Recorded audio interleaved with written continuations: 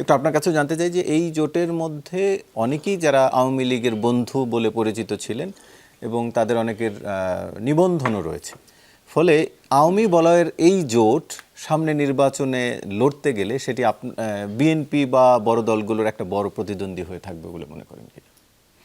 জি, আপনাকে ধন্যবাদ এবং আমার সঙ্গে আলোচনায় যে দুজন সম্মানিত আলোচক আছেন এবং যারা শুনছেন সবার জন্য শুভেচ্ছা রইল। দেখেন, বাংলাদেশে এই মুহূর্তে গণ অভ্যুত্থান পরবর্তী সময়ে এই যে প্রথম যে নির্বাচনটা হতে যাচ্ছে, সেই নির্বাচনে একমাত্র আওয়ামী লীগের কার্যক্রম নিষিদ্ধ করা হয়েছে সরকারিভাবে। তাদের নিবন্ধনও বাতিল হয় নাই, শুধু কার্যক্রম নিষিদ্ধ আছে। এবং কার্যক্রম নিষিদ্ধ আছে বলে হ্যাঁ, নিবন্ধন বাতিল হয়েছে, মার্কাটা স্থগিত আছে, নিবন্ধন বাতিল হয়েছে এবং তারা দলের নামে নির্বাচন করতে পারছে না। এখন এই দলটাকে এই কার্যক্রম নিষিদ্ধ করবার পরে প্রধান উপদেষ্টা বিদেশি সংবাদ মাধ্যমে ইন্টারভিউতে এই কথাটা বলেছেন যে আওয়ামী লীগকে নিষিদ্ধ করা হয়নি, তাদের আপাতত কার্যক্রম নিষিদ্ধ করা হয়েছে, কার্যক্রম নিষিদ্ধ করা হয়েছে এবং নিবন্ধন স্থগিত করা হয়েছে। কেন করা হয়েছে? কারণ হচ্ছে তারা গণহত্যা করেছে এবং সেই গণহত্যার বিচার হচ্ছে।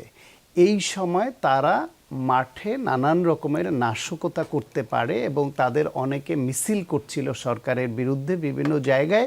সুতরাং তারা এইখানে উচ্ছৃঙ্খলতা দেখাতে পারে, বিশৃঙ্খল পরিস্থিতি তৈরি করতে পারে এবং এই বিচারকে প্রভাবিত করতে পারে বা বাধাগ্রস্ত করতে পারে।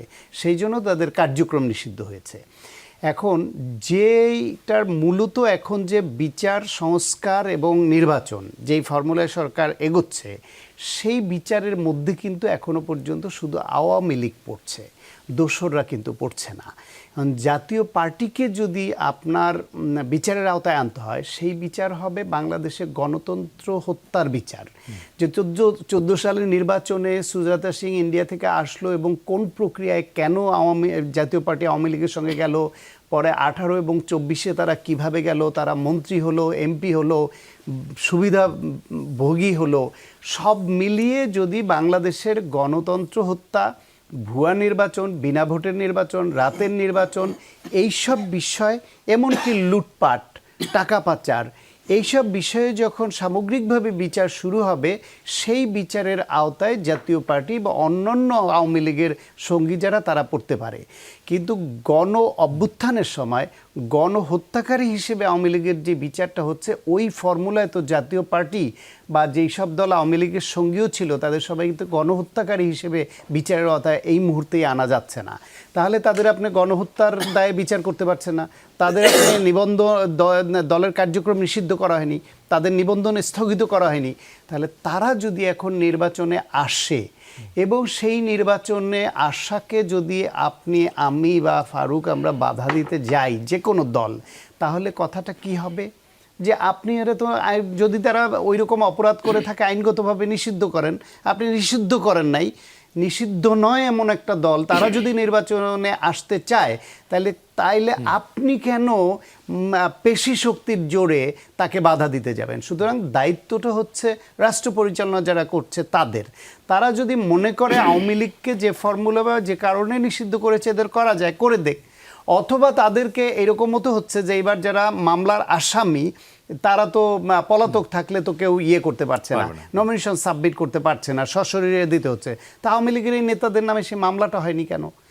মামলা আওয়ামী লীগের নামে হয়েছে, জাতীয় পার্টির এই নেতাদের নামে সেই মামলাগুলি হয়নি কেন? যারা মাঠে ঘাটে এখানে বাধা দিচ্ছেন তারা তো ওদের নামে এই অপরাধ দুটো মামলাও দিতে পারতেন, সেই মামলাও তো দেয়নি, বা সরকার বাদী হয়ে তো কিছু করতে পারতো, করেনি। এখন আপনি রাজনীতি করবেন, কথা বলবেন, কিন্তু আইনগতভাবে এগোবেন না, তাহলে কি হবে? তাদের বাধা দিলে ন্যাশনালি আপনি এখন একটা ফ্লো তুলে কথা বলতে পারবেন, ইন্টারন্যাশনালি যখন হিউম্যান রাইটস এবং পলিটিক্যাল রাইটসের প্রশ্নে যখন প্রতিবেদন হবে, তখন এদেরকে যদি আপনি শুধু মাসল পাওয়ার ব্যবহার করে বাধা দিতে যান, তাহলে কিন্তু আন্তর্জাতিকভাবে আপনি আগের মতোই অভিযুক্ত হবেন। সুতরাং এটা একটা পলিসির ব্যাপার। সেই পলিসিটা রাজনৈতিক দলগুলো এবং সরকার যদি একমত হয়ে মনে করতো যে হ্যাঁ, আমরা আওয়ামী লীগের সঙ্গে তাদের সহযোগী কাউকে কোনো রকম ছাড় দিব না, সেই ক্ষেত্রে অনেকের মধ্যে হয়তো এই ইকুয়েশন কাজ করেছে। আমি জানি না এর ভিত্তি কতখানি। আমার মনে হয় যে আওয়ামী লীগকে যে কারণে গণহত্যা করা এবং যে কারণে এই মুহূর্তে নিষিদ্ধ করা হয়েছে কার্যক্রম, অন্য দলগুলা ঠিক একই ফর্মুলায় পড়ে না। তাদের ব্যক্তির বিচার হতে পারে, দলের বিচার হওয়ার মতো ওইরকম অপকর্ম জাতীয় পার্টি বা এই দলগুলি করেনি। ব্যক্তি বিশেষ তারা মন্ত্রী হয়েছে, এমপি হয়েছে, লুটপাট করেছে, গণতন্ত্র হত্যায় ভূমিকা রেখেছে। এই জাতীয় পার্টির মেজরিটি সাধারণ নেতাকর্মী তারা কিন্তু এই 24 সালের নির্বাচনের আগেও মিটিং করেছে, তারা প্রত্যেকে নির্বাচনে না যাওয়ার পক্ষে মত দিয়েছিল। গাজীপুরের একজন নেতা নির্বাচনে যাওয়ার পক্ষে মত দেওয়াতে তার উপর সবাই চড়াও হয়েছিল। তারপর ফাইনালি তারা দায়িত্ব দিয়েছিল তৎকালীন ওই অংশের চেয়ারম্যান আর কি, জাতীয় পার্টির চেয়ারম্যান GM কাদের সাহেবের উপর, যে উনি যে সিদ্ধান্ত দেন এটা পার্টি মেনে নিবে। তো উনি যাওয়ার সিদ্ধান্ত দিয়েছেন।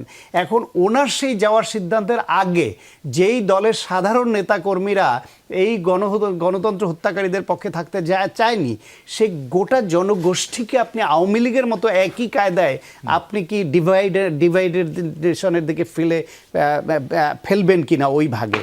একটা জাতিকে, দেশকে এগোতে হলে যদি কেউ মনে করে যে তারা ভুল করেছে, জাতীয় পার্টি তো, আমি জাতীয় পার্টির পক্ষে অ্যাডভোকেসি করার কোনো কারণ নাই, করার লোকও না, কিন্তু গণ অভ্যুত্থানের পরে আওয়ামী লীগ যেরকম গণ অভ্যুত্থানের বিরুদ্ধে অবস্থান নিয়েছিল, তারা কোনো মাপ চায়নি, ভুল স্বীকার করেনি, অনুশোচনা করেনি, এমনকি যখন তখন তারা বিবৃতি দিচ্ছে, আন্দোলন করার হুমকি দিচ্ছে, তারা দেশাচল করার পরিস্থিতি তৈরি করার হুমকি দিচ্ছে, তারা যে মিছিল বের করছে, জাতীয় পার্টি তো ওই ভূমিকায় যায়নি যে এখন তাদের আপনি ভোটের সমীকরণে কতটা প্রভাব ফেলবে বলে মনে করেন? ভোটের সমীকরণে খুব বিএনপি বেশি প্রভাব জামাতের ফেলবে না। বাইরে আওয়ামী লীগের একটি ভোট ব্যাংক তো রয়েছে। এইটা আবার কেউ কেউ এক্সাজারেশন করে। এই দেশে এখন জাতীয় পার্টির আসলে ভোট নাই, আওয়ামী লীগের মার্জিনাল ভোট আছে।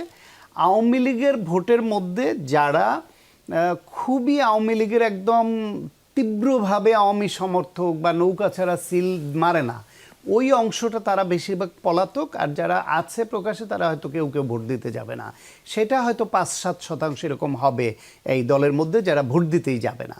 বাকি যারা সাধারণ সমর্থক তারা বুঝে গেছে যে এই দেশে আওয়ামী লীগের আর ভবিষ্যৎ নাই, তারা রাজনীতিতে সহসাই ফিরে আসতে পারছে না, ভবিষ্যতে কবে ফেরত আসবে, কবে এই গণহত্যার কলঙ্ক মুছবে, কবে আবার তারা রাষ্ট্রীয় রাজনীতিতে গুরুত্বপূর্ণ হয়ে উঠবে, তার আগে সাধারণ সমর্থকরা স্থানীয়ভাবে যেখানে যাদের সঙ্গে মিলেমিশে চললে তাদের ব্যবসা বাণিজ্য, চাকরি বাকরি, সামাজিকতা চালাতে পারবে, তারা ওইভাবে চলবে। বাংলাদেশের সাধারণ জনগণ যারা সাধারণ সমর্থক তারা কিন্তু ওই রকমই একদম তীব্রভাবে আওয়ামী বা বিএনপি বা জামাত যারা ঘোরতর সমর্থক তাদের ব্যাপার আলাদা।